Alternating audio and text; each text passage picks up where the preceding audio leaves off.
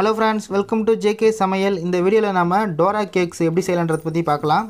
இது செய்யிறதுக்கு ஒரு அகலமான பாத்திரத்துல 2 முட்டையை உடைச்சு ஊத்திருக்கேன். இந்த 2 முட்டை கூட 100 கிராம் சுகர் சேர்த்துக்கலாம். இதில அடுத்து 1 டேபிள் ஸ்பூன் தேன் சேர்த்துக்கலாம். அடுத்து வெண்ணிலா எசன்ஸ் வந்து 1/2 டீஸ்பூன் சேர்த்துக்கலாம். இப்போ இது வரைக்கும் நல்லா கலந்து எடுத்துக்கங்க.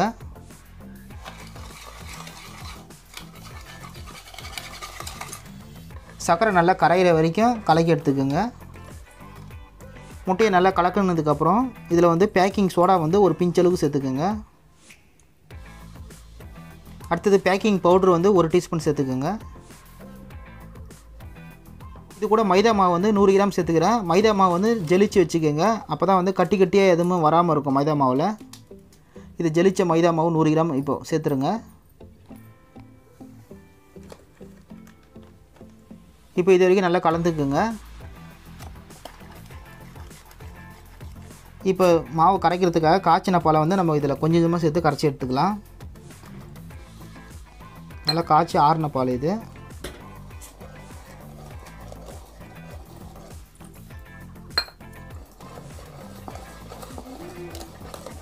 நல்லா தண்ணியாக வரணும் மாவு, அந்தளவுக்கு கரைச்சி எடுத்துக்கோங்க.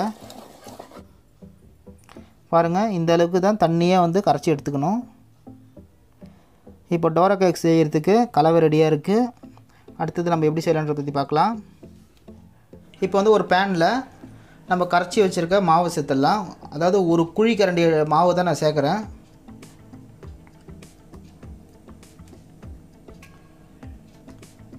இதை வந்து மாவு ஊற்றிட்டு ஸ்ப்ரெட் பண்ணி விடாதீங்க, அப்படியே விட்டுருங்க. ஸ்டவ் வந்து லோ ஃப்ளேம்லேயே இருக்கட்டும். இப்போ இது வெந்த பிறகு இதில் வந்து பபுள்ஸ் வரும். அந்த பபுள்ஸ் வந்ததுக்கப்புறம் தான் வந்து நம்ம இன்னொரு பக்கமும் திருப்பி போட வேண்டியது வரும். ஒரு 2 மினிட்ஸ் ஆகட்டும். பாருங்கள், இந்த மாதிரி பபுள்ஸ் வரும். பபுள்ஸ் வந்ததுக்கப்புறம் வெந்துடுச்சு. நம்ம இன்னொரு பக்கமும் திருப்பி போட்டுக்கலாம். இந்த பக்கமும் வந்து ஒரு 1 மினிட் வரைக்கும் வெந்தாலே போதும். பாருங்கள், இப்போ நம்ம டோரா கேக் செஞ்சு எடுத்துட்டோம்.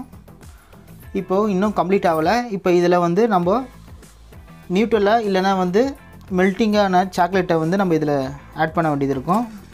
அது எப்படின்னு பாருங்கள். முதல்ல ஒரு பீஸ் டோரா கேக்கு வந்து ஒரு பிளேட் எடுத்து வச்சுருங்க. அதில் வந்து நியூட்ரலா இல்லைனா மெல்ட்டாக இருக்கிற சாக்லேட்டு அதை வந்து கேக்கு மேலே அப்ளை பண்ணிவிடுங்க. பாருங்கள், இந்த மாதிரி சாக்லேட்டை ஸ்ப்ரெட் பண்ணினதுக்கப்புறம்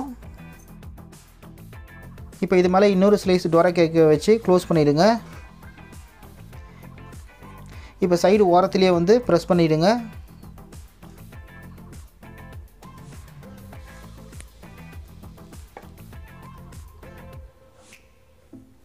அவ்வளோதாங்க, இப்போ டோரா கேக் ரெடி ஆகிடுச்சு. இப்போ நம்ம டோரா கேக்கை கட் பண்ணலாம்.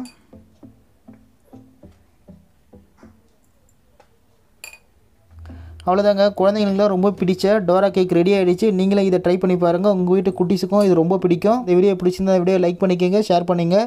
நம்ம ஜேகே சமையல் சேனல் இது வரைக்கும் நீங்கள் சப்ஸ்கிரைப் பண்ணால் மறக்காமல் சப்ஸ்கிரைப் பண்ணிவிட்டு கூட வரும் பெல் பட்டனையும் ஆல் என்ற ஆப்ஷனை செட் பண்ணி வச்சிட்டிங்கன்னா நம்மளோட ஒவ்வொரு அப்டேட்டையும் நீங்கள் மிஸ் பண்ணாமல் பார்க்கலாம். மீண்டும் அடுத்த வீடியோவில் சந்திக்கலாம். தேங்க்ஸ் ஃபார் வாட்சிங்.